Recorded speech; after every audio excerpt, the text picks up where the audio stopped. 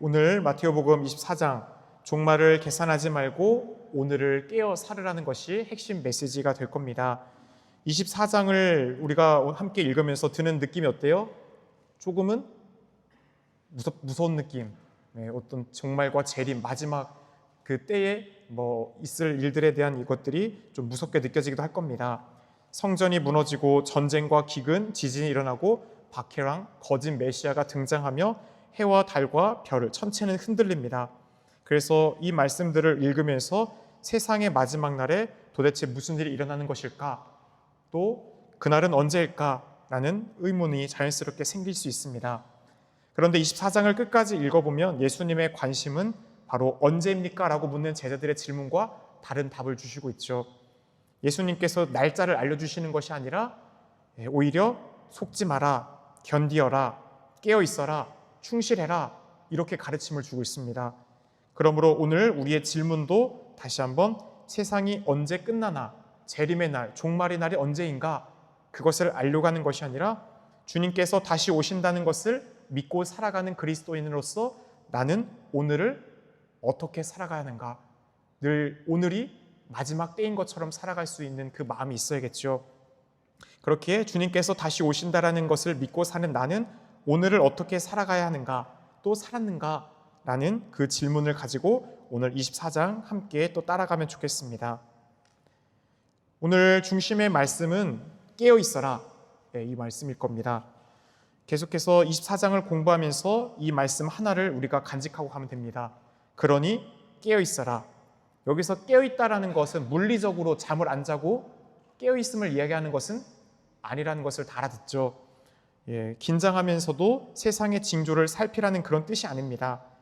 성경에서 말하는 깨어 있음은 주님의 현존을 의식하는 겁니다. 지금 나에게 주어진 삶 안에서 주님의 뜻 안에 맞게 살아가고 있는가, 그것을 식별하고 성찰하고 우리가 다시 올바른 길을 선택하는 것이 바로 복음이 말하는 깨어 있음입니다. 그래서 깨어 있는 사람은 미래를 바라보지 않습니다. 오늘을 기도하고 오늘을 사랑하고 오늘을 용서하고 오늘 자비를 베풉니다. 이게 깨어있는 사람입니다. 오늘 자신에게 맡겨진 사람들을 돌볼 줄 아는 것, 바로 그것이 깨어있음입니다. 미래에 오실 주님을 믿기 때문에 오늘을 다르게 살아가는 것, 이것이 오늘 마테오복음 24장이 말하는 우리에게 계속해서 하나의 관통되는 흐름의 메시지, 깨어있어라 라는 것입니다. 오늘 주님 앞에 살아가는 태도, 나는 깨어있습니까? 아니면 계속해서 어떤 미래에 대한 두려움 속에 알고자 하는 호기심으로써 두려움으로 또 다른 것을 찾고 있습니까? 오늘 우리가 또 이 성경 공부를 하는 것도 단순히 종말에 관한 어떤 지식을 얻는 데서 끝나는 안 됩니다. 우리는 이제 오늘 이 24장을 통해 세 가지 함께 또 이 성경 공부를 하는 목표를 정확하게 짚어보면 좋을 것 같습니다. 첫째는 본문을 오늘 정확하게 이해하는 것이 필요합니다. 성전 파괴와 또 사람의 아들의 재림이 어떻게 연결되는지를 또 보면 좋겠습니다. 둘째로 종말의 신앙의 의미를 바로 이해하는 것이 좋습니다. 종말은 공포나 두려움이 아니라 그리스도인들에게 어떤 거예요? 희망입니다. 그래요, 희망이에요. 두려움이 돼서는 안 된다는 것이죠. 단순히 세상이 없어지는 것을 그리스도교에서 종말이라 말하지 않습니다. 하느님께서 그리스도 안에서 완성으로서 구원의 역사를 완성하는 게 뭐예요? 그게 종말이에요. 마지막으로 그리스도께로 모든 이들이 수렴되는 것, 그래서 내가 세상을 이겼다라고 하신 그 주님의 말씀이 완성되는 겁니다. 그래서 종말의 마지막 장면은 재난이 아니라 그리스도입니다. 그리고 셋째가 가장 중요합니다. 그렇다면 나는 오늘을 어떻게 살아야 하는가? 성경 공부는 아는 것으로 늘 끝나지 않고 말씀 때문에 오늘의 내 삶이 하나라도 달라지고 변화되는 것이 있어야 합니다. 그리스도교의 종말은 단순한 파괴가 아니라 하느님의 구원의 역사에 무엇이라고 하시는 거예요? 완성입니다.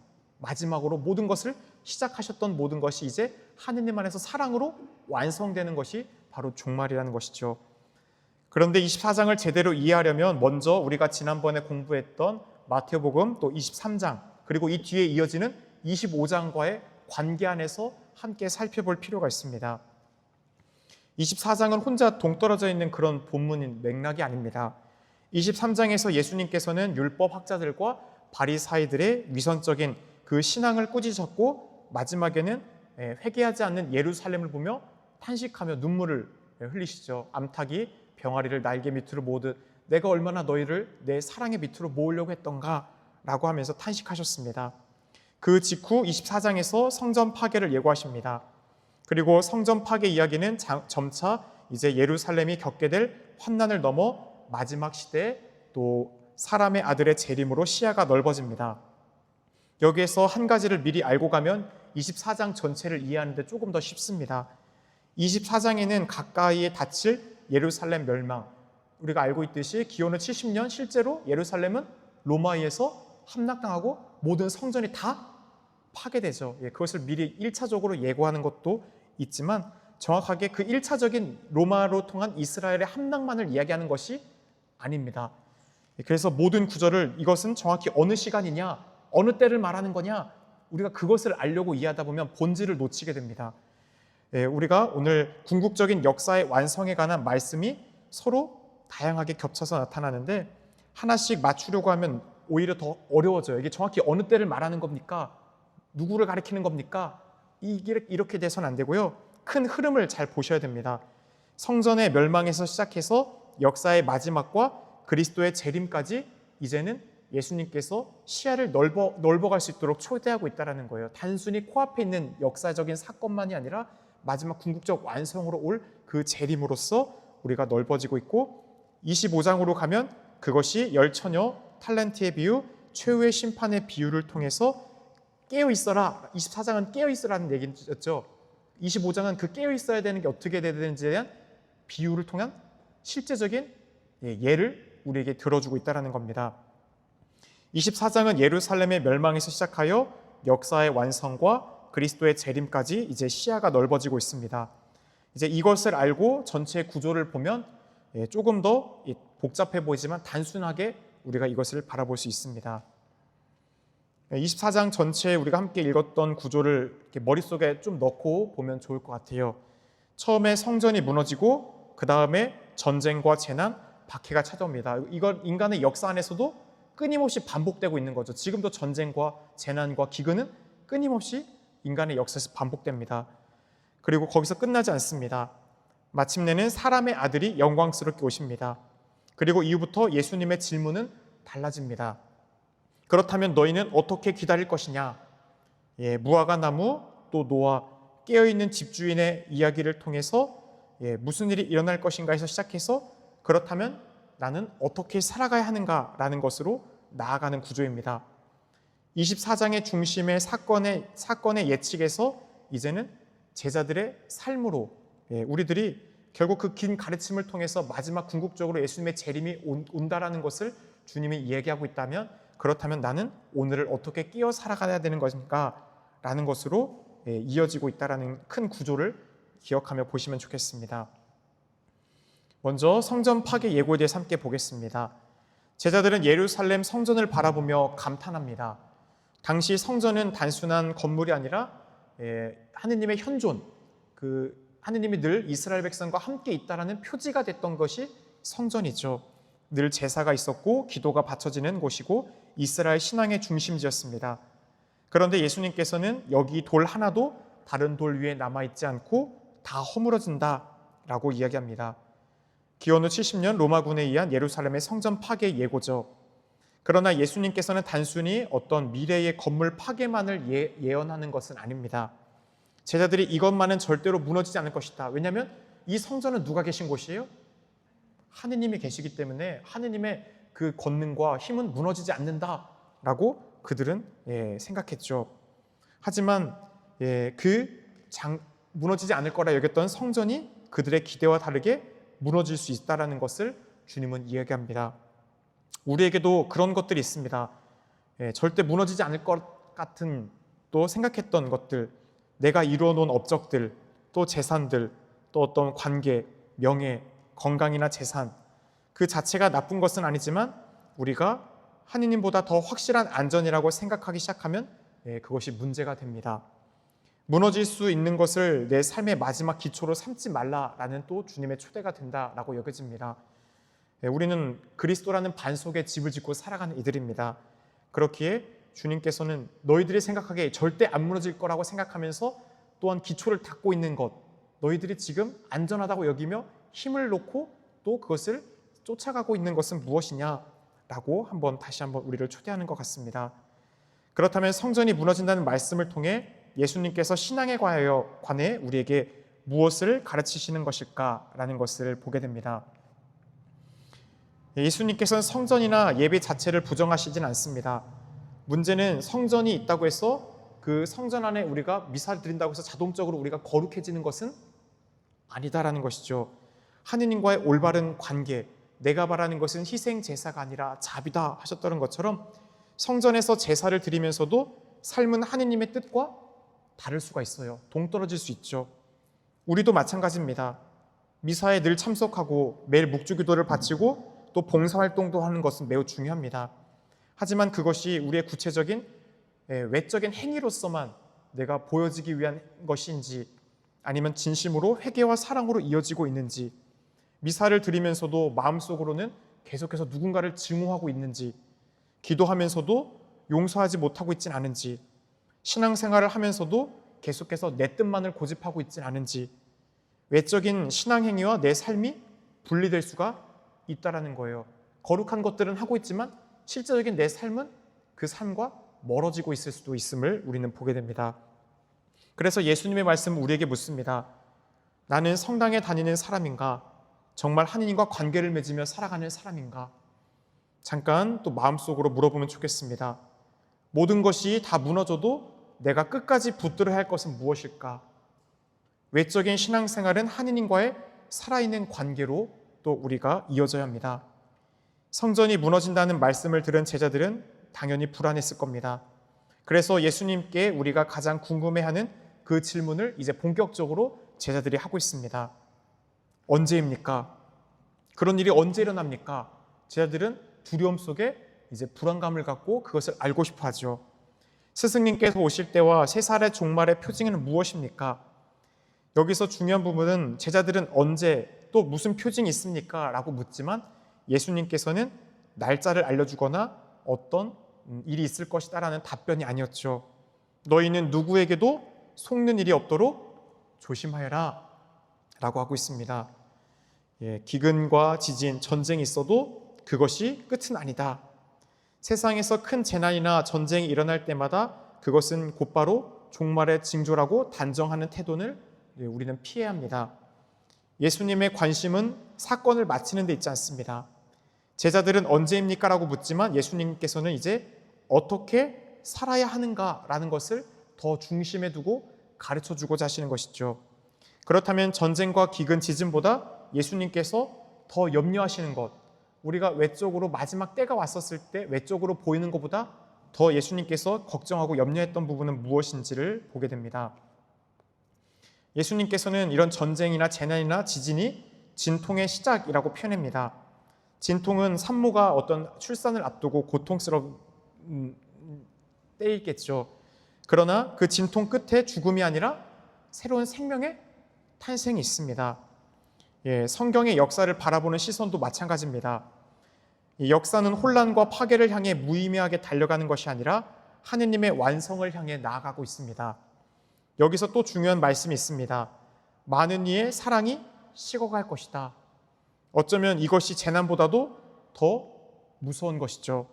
고통 때문에 나의 삶의 어려움이기 때문에 기도를 포기하고, 내가 어떤 관계의 상처 때문에 사랑을 포기하고, 세상이 어렵다고 희망을 포기하는 것, 그래서 끝까지 견뎌내는 일하는 것은 단순히 고통을 참는 사람이 아니라 그 어려움 속에서도 그리스도에 대한 믿음과 사랑을 포기하지 않는 사람, 끝까지 견뎌낸다는 것은 결국 사랑의 길을 충실히 마지막까지 걸어가는 사람입니다.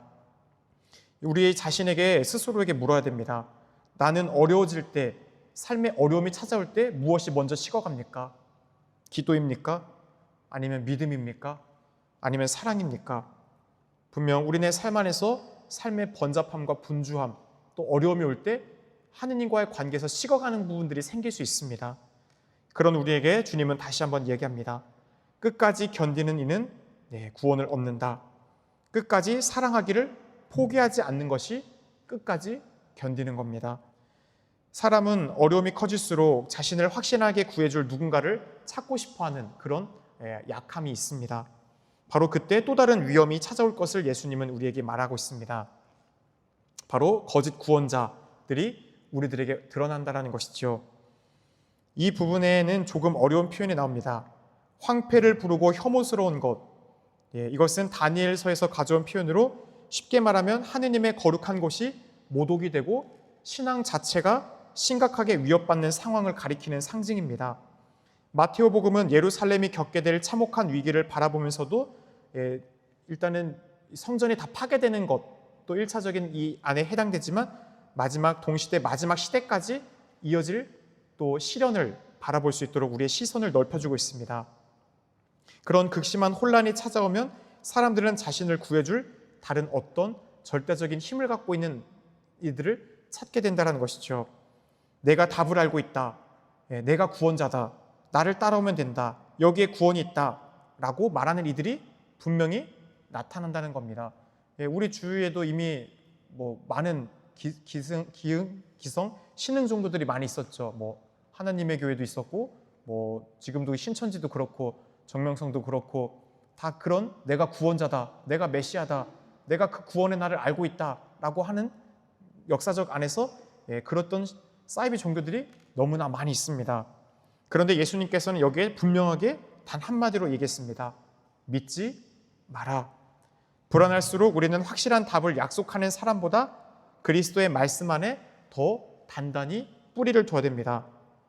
그렇다면 참된 신앙과 거짓된 또 그 구원자들을 어떻게 구별할 수 있는가?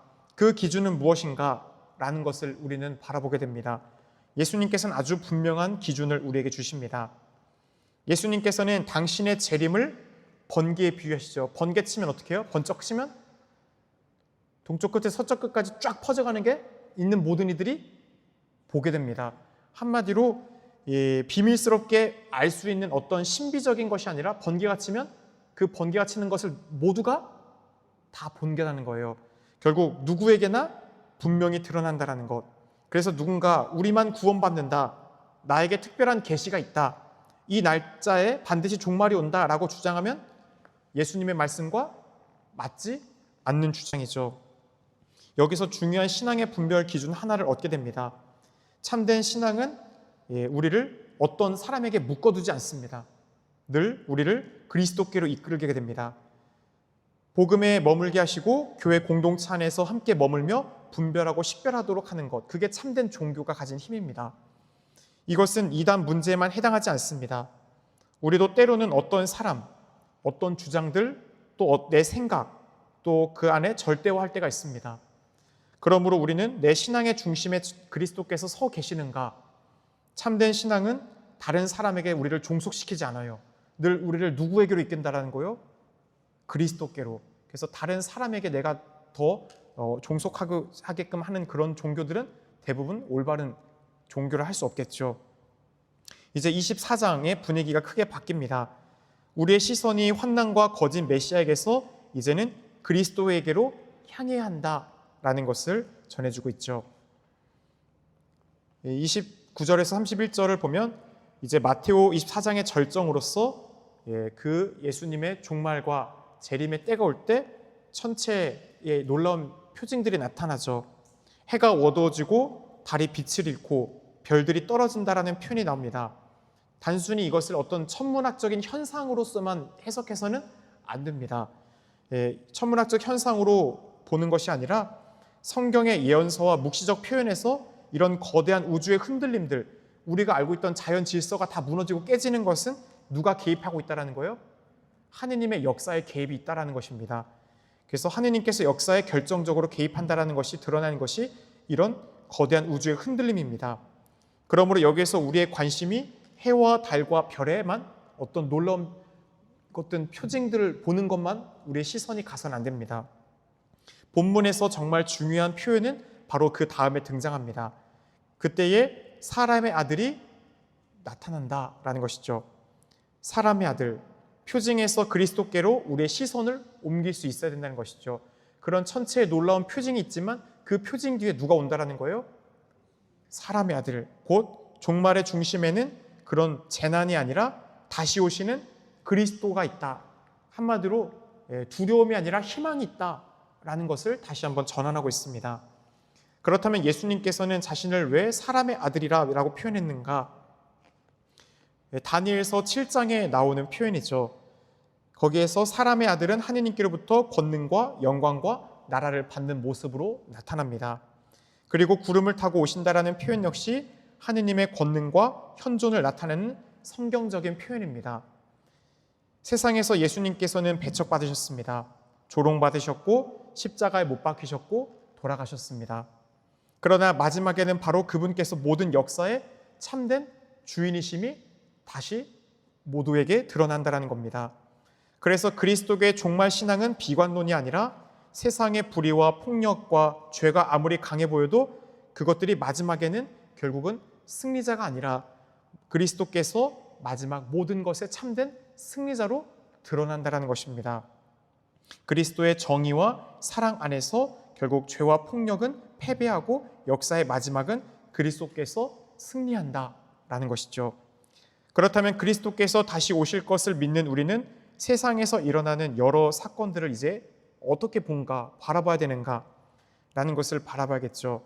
바로 그것을 예수님께서는 무화과 나무 비유를 통해 우리에게 얘기합니다. 우리는 어떻게 치면 추수로 비유하는 거예요. 이제 가을이 다 되면, 추수가 되면 고개를 숙이죠. 벼가 가을이 돼서 고개를 숙이면 이제 곧 낫을 돼서 추수할 때가 됐구나라는 것처럼 무화과도 이제 여름이 되면 잎이 핀 다음에 열매를 맺겠죠. 무화과 나무 잎이 돋으면 이제 계절이 바뀌었다라는 것, 결국 이제 어떤 시대의 표징을 읽을 줄 알아야 한다라는 예수님의 말씀입니다. 우리도 시대의 표징을 읽을 수 있는 식별력이 있어야 됩니다. 그 식별이라는 것은 어떤 날짜를 계산하거나 미래를 예측하는 그런 계산이 아닙니다. 몇 년, 몇 월, 며칠에 세상에 심판이 있는가, 종말이 오는가, 구원자가 오는가, 이런 것이 아니라 바로 내가 지금 이 시대에서 나에게 주님께서는 내가 어떻게 살기를 바라시는가, 전쟁이 있다면 평화를 위해 나는 무엇을 해야 하는가, 사랑이 식어간다면 나는 어떻게 사랑을 지킬 것인가, 거짓이 많아진다면 나는 어떻게 복음의 진실 아래 머물 것인가. 이 모든 분별의 기준은 변하지 않습니다. 바로 그리스도이십니다. 하늘과 땅은 사라질지라도 내 말은 결코 사라지지 않을 것이다. 결국 예수님의 말씀이 우리가 늘 식별하고 분별하는 모든 첫 번째 자리가 됩니다. 예수님이라면, 제가 저번에도 한번 말씀드렸죠. 어렵고 혼란할 때가 있으면 예수님이라면 지금 어떻게 할까? 그리고 성경의 말씀을 많이 읽고 묵상하다 보면 우리가 가야 될 정확한 삶의 방향과 선택이 점점 더 명확해집니다. 분별은 결국 오늘을 더 복음적으로 살아가는 것, 그 길을 찾는 것입니다. 그래서 식별력이 중요해요. 무엇이 더 하느님의 뜻에 맞는가? 하느님이라면 어떻게 하기를 바라시는가? 여기에서 자연스러운 질문이 생깁니다. 그래도 그날이 언제인지는 알 수 없을까? 예수님의 대답은 다시 한번 매우 단호하게 우리에게 말합니다. 그날과 그 시간은 아무도 모른다.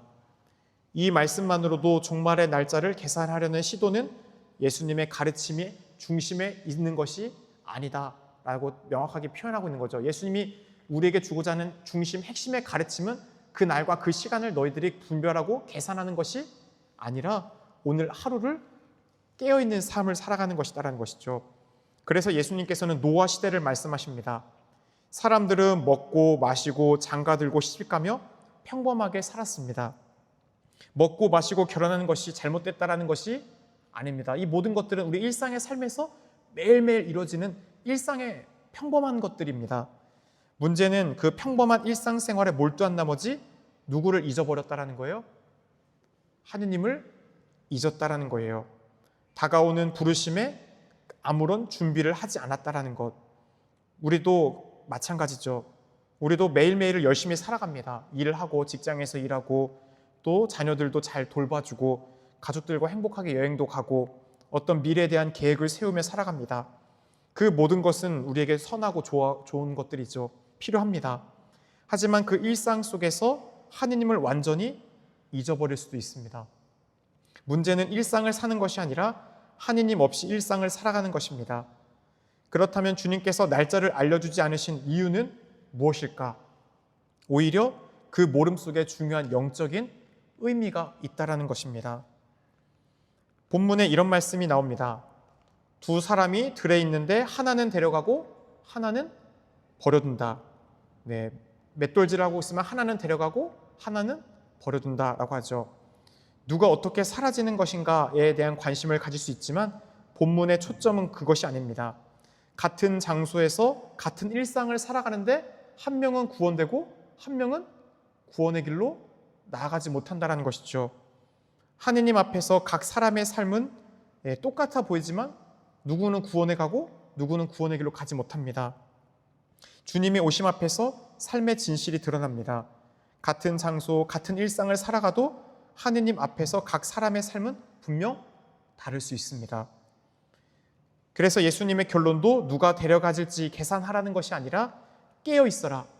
바로 매일매일의 삶 안에서 그 부르심의 날이 너에게 도둑처럼 덮치지 않도록 기쁘게 주님의 맞이할 수 있도록 깨어있는 것이 중요하다는 것이죠.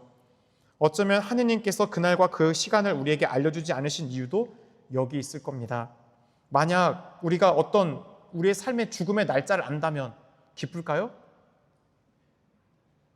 기쁘기보다는 매일매일이 불안할 겁니다. 그 날이 나에게 늘 다가오고 있다는 것. 그리고 매일매일 성실히 살기보다 어떨 것 같아요? 마지막 내가 죽는 날이 언제니까 그 전날 고해성사 봐야지. 이 극단적인 예지만 회개를 계속해서 미루려고 할 수도 있겠죠. 만일 날짜를 안다면 우리는 오늘 용서하려고 하지 않고 오늘 기도하기보다 계속해서 그 날짜를 알고 있다면 미루려고 하는 성향이 생길 수도 있을 것 같아요. 그러나 우리는 모르기 때문에 어떻게 할 수 있는 거예요? 오늘 용서하고 오늘 기도하고 오늘 사랑해야 하는 겁니다. 깨어있는 사람은 종말의 징조를 찾는 사람이 아니라 오늘 해야 할 것들을 하는 사람입니다. 여기서 우리 스스로에게 다시 한번 또 질문하게 됩니다. 나는 무엇을 계속 나중에 라고 미루고 있는 것은 없습니까? 나중에 해야지, 조금 이따 해야지. 바로 그것이 오늘 해야 할 일이었다면 다시 한번 나는 오늘 깨어 있었는가? 하느님과의 관계 안에서 또 깨어있는 삶을 살았는가라는 부분을 성찰해 볼 필요가 있겠죠. 하느님께서 시간을 알려주지 않으신 것은 우리가 마지막 날만이 아니라 매일매일을 잘 살아가기 위해서입니다. 깨어있어라는 말씀은 추상적인 명령이 아닙니다. 아주 구체적인 깨어있음이 무엇인지를 이제 예수님께서는 바로 불충실한 종과 충실한 종을 통해서 우리에게 얘기해 주시죠. 깨어있음은 책임이라는 것입니다. 예수님께서는 이 종말에 관한 긴 가르침의 마지막을 아주 일상적인 이야기로 마무리하십니다.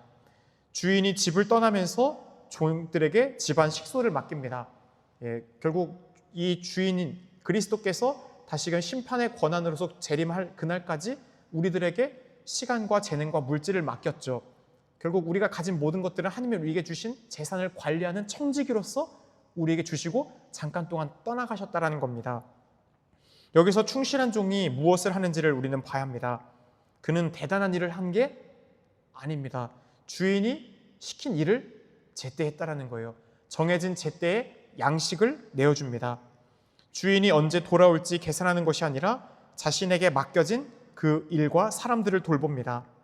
반대로 악한 종은 주인이 늦어지는구나 라고 하며 방심하고 동료들을 때리고 자기 욕망대로 살아갑니다. 이 비유가 보여주는 것은 너무나 분명합니다. 기다림의 진짜 모습은 책임감입니다. 성실한 책임감, 내게 주어진 것들을 묵묵히 끝까지 하는가. 주님을 기다리는 사람은 자신에게 맡겨진 사람들을 제때에 돌보는 사람입니다.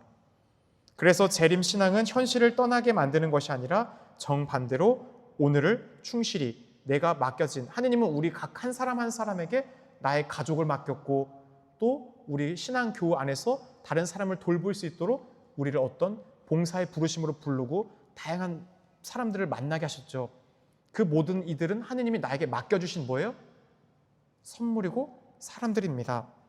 그들에게 제때 양식을 주고 있는가라는 부분을 묻게 되죠. 여기서 충실함과 슬기로움의 의미가 이제 분명히 드러났습니다. 주인의 뜻을 알고 지금 해야 할 일을 하는 것. 어차피 세상 끝날 텐데 라는 것으로 우리가 도피하거나 이런 재림은 우리가 미루는 것이 아닙니다. 오히려 주님께서 분명히 오신다, 분명히 다시 오실 것이다 라는 것을 우리는 믿기 때문에 오늘을 더 책임 있게 살아야 되죠. 분명히 그분이 오시는 그날, 우리 각자의 하느님과의 마주서는 그날, 우리 각자의 죽음이 분명히 있죠. 또 우리 살아있는 가중에 덜어는 구름을 타고 오는 이들 보는 사람이 있을 거라고 했죠. 이 지상의 삶을 살아가는 어떤 이들은 분명 주님의 종말, 실제로 구름을 타고 오시는 예수님을 보는 이들도 있을 겁니다. 살아있는 이들 중에는 우리는 그 전에 하나님의 부르심으로 먼저 죽음을 맞을 수도 있겠지만, 그래서 우리 각자에게 주님께서 맡기시는 사람들, 가족, 공동체, 내가 돌보아야 될 사람, 오늘 내 주위의 이웃들에게 충실한 양식을 내어주었습니까? 내가 너에게 맡긴 사람들을 너는 잘 돌보았느냐? 지금 주님께서 나에게 맡긴 사람이 누구입니까? 깨어있다라는 것은 바로 오늘 주님께서 맡기신 삶에 충실한 겁니다. 이제 여기까지 온 내용들을 다시 한번 우리가 24장을 함께 요약 정리해보면 결국 24장은 분명한 신앙 주제를 우리에게 전해주고 있습니다. 5가지로 우리가 이 24장의 핵심적인 신학 주제를 볼 수 있죠. 먼저 재림, 깨어있음과 분별, 시련과 인내, 심판과 구원, 복음 선포와 제자의 책임이라는 이런 5가지 큰 주제가 있었습니다. 하지만 이 5가지를 다시 설명하기보다 하나로 묶는 한 가지 단어를 뽑으라면 그것은 희망입니다. 우리는 그리스도께서 다시 오실 것을 믿고 살아가는 이들입니다. 그렇기 때문에 우리는 절망하지 않습니다. 어려움 속에서도 사랑을 포기하지 않고 오늘의 책임을 다하며 세상에 복음의 희망을 전합니다. 종말을 믿는다라는 것은 세상을 포기하는 것이 아니라 하느님께서 마지막 완성하실 그 세상의 구원의 날을 믿는 겁니다. 그리스도교 종말 신앙은 그렇게 공포가 아니라 우리에게 희망을 전해줍니다. 종말을 기다리는 방식에도 그렇기 때문에 우리가 2가지 차원이 내적인 태도가 있을 겁니다. 잘못된 종말을 기다리는 태도와 예수님께서 우리에게 요구하시는 올바른 종말을 기다리는 그리스도인의 태도, 왼쪽과 오른쪽을 한번 우리가 비교해 보면 좋겠습니다. 잘못된 종말론, 우리가 어떤 날짜를 뽑으려고 하고 그곳이 어딘가, 그때가 언젠가 이런 것을 계산하려고 하는 인간적인 세상적인 것으로 하면 잘못된 종말을 기다리는 태도겠죠. 그래서 불안해지고 거짓 주장에 계속 흔들리고 현실을 도피하고 어떤 사람에게 속하려고 할 겁니다. 예수님께서 요구하시는 기다림은 그 반대입니다. 분별하고 견디고 충실하고 깨어있으며 복음을 전하고 봉사한다라는 것. 이 둘의 가장 큰 차이는 무엇입니까? 바로 잘못된 기다림은 뭐예요? 미래를 보죠. 계속해서 그게 언제입니까? 어느 때입니까? 어디서입니까? 라고 하면서 지금 이 자리가 아니라 앞으로 올 것들에 대한 걱정으로 살아갑니다. 하지만 예수님께 요구하시는 참된 가르침은 우리를 어디로 다시 데리고 와요? 현재입니다. 현재의 삶에 충실하라. 그게 종말을 맞이하는 기쁨의 삶이다 라는 겁니다. 그래서 오늘 우리가 계속 반복했던 말씀으로 돌아옵니다. 깨어있다라는 것은 하늘만 바라보며 멀리 있는 것을 우리가 보는 것이 아니라 깨어있는 것은 현재 안에서 충실한 삶을 사는 겁니다. 종말 신앙은 미래에 대한 호기심이 아니라 현재를 책임감 있게 살아가는 겁니다. 다시 한번 오늘 나는 나에게 주어진 해야 할 일들, 나에게 맡겨진 사람들, 하느님이 나에게 주신 재능과 시간을 정말 깨어있게 잘 나눴는가, 충실한 종으로서 제때 먹을 양식들을 다른 이들에게 나누어 주었는가, 이것이 오늘 우리의 성실함이고 깨어있음입니다. 오늘 24장을 통해서 우리는 이 3가지 질문을 다 답할 수는 없겠지만 한 가지라도 한 번쯤은 깊이 생각해보고 대답해보면 좋겠습니다. 첫째, 모든 것이 무너져도 끝까지 붙들어야 할 나의 신앙의 기초는 무엇일까? 사도들은 이 큰 성읍 예루살렘 도성을 보면서 하느님의 현존이고 그분이 이곳을 지켜주시기에 이것만은 절대 무너지지 않을 것이다 라고 여겼던 것이었죠. 하지만 하느님의 현존을 여겼던 성전도 황폐해지고 돌 하나도 남게 되지 않았습니다. 결국 무엇에 우리는 기초를 쌓고 있는가? 무엇이 더 중요한가? 라는 부분을 이렇게 연결해서 묵상해 보게 됩니다. 둘째로 주님께서 현재 나에게 맡기신 사람과 책임은 무엇입니까? 셋째로 나는 종말을 두려워하면서 정작 오늘 해야 할 회개와 용서를 미루고 있지는 않습니까? 세 가지 모두 우리가 또 답하지 않더라도 내 마음에 가장 와닿는 질문 하나를 오늘 한번 깊이 있게 성찰해 보시면 좋겠습니다. 오늘 성경 공부의 핵심 메시지는 바로 이것입니다. 오늘 우리는 성전에서 시작했습니다. 제자들이 감탄했던 성전이 무너집니다. 제자들은 불안해서 묻습니다. 언제입니까? 주님께서 다시 오실 그 때가 언제입니까? 어디서입니까? 그러나 예수님은 속지 마라. 환난이 찾아오지만 끝까지 견뎌라. 거짓 구원자가 나타나지만 따라가지 마라. 그리고 마침내 사람의 아들이 영광스럽게 옵니다. 그날은 아무도 모릅니다. 그렇다면 우리는 무엇을 해야 합니까? 이게 이제 중요한 질문이에요. 그렇다면 우리는 무엇을 해야 합니까? 어떻게 하라고요? 깨어 있어라. 현재를 충실히 살아라. 이게 24장의 가장 핵심적인 주제예요. 현재를 깨어서 충실히 살면 종말의 날은 두려움이 아니라 구원의 날로 우리에게 희망으로 다가온다. 어떻게 깨어 있어야 되는가? 그것은 추상적인 것이 아니에요. 너무나 구체적이었어요. 바로 주님께서 나에게 맡기신 사람에게 제때 양식을 내어주는 충실한 종처럼 살아가라는 것입니다. 오늘 주님을 맞을 준비된 삶을 살아가는 것, 오늘 용서할 사람이 있다면 내일 용서해요? 오늘 용서해야 돼요? 오늘 해라. 오늘 해야 할 기도가 있다면 내일 하는 게 아니라 오늘 하고, 오늘 돌봐줘야 될 사람이 있다면 내일 돌봐줘야지가 아니라 오늘 돌봐야지. 주님의 재림은 그렇게 할 때 두려움이 아니라 우리가 사랑하고 기다려온 주님을 마침내 마주하게 되는 희망의 날, 기쁨의 날이 됩니다. 이제 마친 기도 함께 성경을 읽은 후에 드리는 기도 바치겠습니다. 성부와 성자와 성령의 이름으로 아멘. 하늘과 땅을 지으신 아버지, 예수 그리스도를 우리에게 보내시어 당신을 우리의 아버지라 부르게 하시니 찬미 받으소서. 주님께서는 살아있고 힘이 있는 성경의 말씀으로 우리에게 삶의 뜻을 깨우쳐 주시고 구원을 이루어 주시니 감사하나이다. 오늘 우리가 성경과 친숙한 삶을 통하여 구세주 예수 그리스도를 더욱 가까이 만나게 하시고 성경의 말씀을 우리의 삶으로 받아들이게 하소서. 우리 주 예수 그리스도를 통하여 비나이다. 아멘. 성부와 성자와 성령의 이름으로 아멘. 수고하셨습니다. 감사합니다.